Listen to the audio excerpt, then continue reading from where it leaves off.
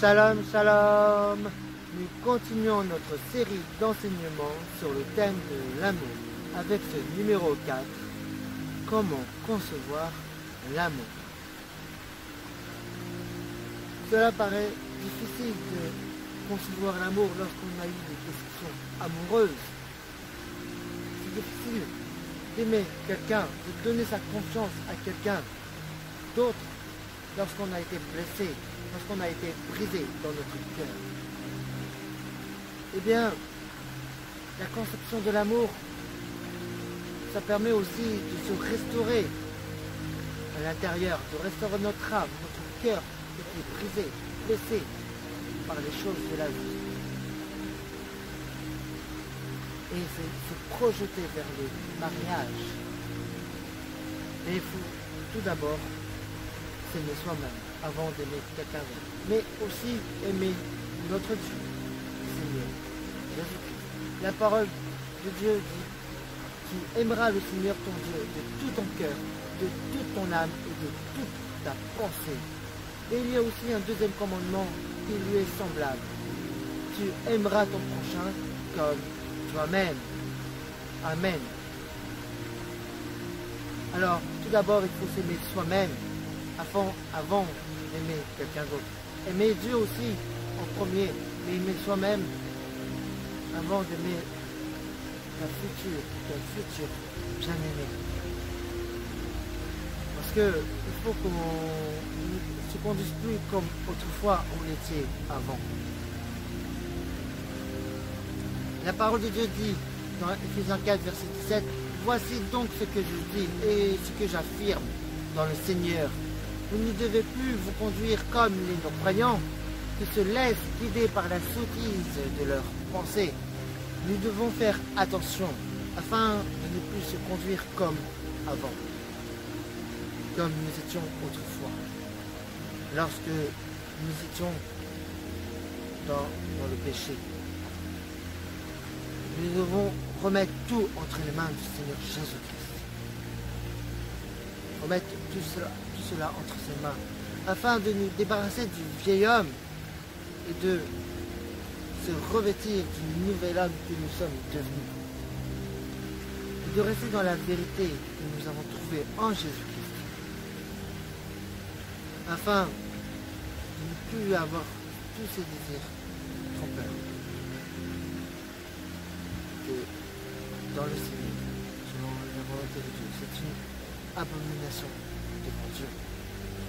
Ephésiens 4, à partir du verset 20, nous dit ainsi: « Mais vous, ce n'est pas ainsi que vous avez appris à connaître Christ.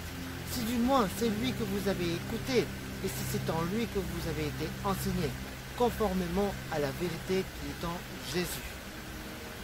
On vous a enseigné à vous débarrasser du vieil homme qui correspond à votre ancienne manière de vivre et se détruit sous l'effet de ces désirs trompeurs, à vous laisser renouveler par l'esprit dans votre intelligence et à vous revêtir de l'homme nouveau, créé selon Dieu dans la justice et la sainteté que produit la vérité. C'est pourquoi, vous débarrassant du mensonge, dites chacun la vérité à votre prochain, car nous sommes membres les uns des autres. Amen. C'est vrai que nous avons été créés à l'image de Dieu. Nous avons été créés par Dieu, pour Dieu. Nous avons été créés selon Dieu, dans la justice de Dieu et dans sa sainteté. Parce que Dieu, il veut qu'on soit saint. Ne plus regarder dans le péché, mais regarder à Jésus-Christ. Alors, nous devons dire la vérité, quoi qu'il se passe, quoi qu'il arrive, à notre prochain, à notre futur bien-aimé aussi. Que l'amour soit sans hypocrisie. Et oui, la base, c'est la confiance. Il faut qu'il y ait une confiance. Alors, pour concevoir l'amour, il faut déjà bâtir cette confiance, se restaurer intérieurement et se projeter vers le mariage. Il faut avoir aussi une certaine maîtrise de soi. Galates 5, verset 22 nous dit: Mais le fruit de l'esprit, c'est l'amour, la joie, la paix, la patience, la bonté, la bienveillance, la foi, la douceur, la maîtrise de soi. Amen. Il faut qu'on ait toutes ces choses en main pour aimer quelqu'un, pour se conduire comme Dieu veut. Parce que il faut avoir cette patience d'être à l'écoute de son futur ou de sa future bien-aimée. Il faut être bon et avoir la maîtrise de soi, agir selon les conséquences. C'est toutes ces choses-là qui fait que tu seras prêt pour le mariage.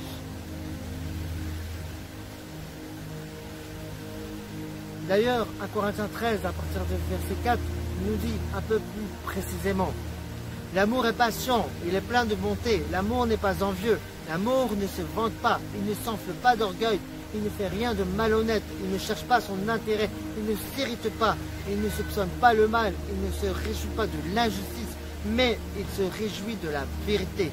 Il pardonne tout, il croit tout, il espère tout, il supporte tout. Amen. Alors, il faut toutes ces choses-là, surtout. Il faut être patient, il faut être bon, il faut être humble, il ne faut pas être orgueilleux. Et il ne faut pas chercher son intérêt, mais il faut rechercher l'intérêt de l'autre. Il faut toutes ces choses, il faut avoir une maturité, il faut avoir la stabilité. C'est très important, être stable, la maîtrise de soi, l'altruisme, c'est en recherchant l'intérêt de l'autre. Ne pas être égoïste. Il faut toujours savoir ce que l'autre veut, être à l'écoute et savoir ce que ton ou ta bien-aimé veut. C'est surtout cela. Et là, tu peux percevoir ton mariage. Parce que la conception de l'amour, il fait percevoir le mariage, c'est avoir la vision de ton mariage. Parce que Dieu veut que tu te maries. Si tu conçois l'amour, eh bien c'est dans l'idée de te marier. Parce que c'est dans le cadre du mariage, c'est selon le plan de Dieu. Le plan de Dieu, c'est le mariage. Et il vaut mieux rester sous son obéissance, sous sa bénédiction.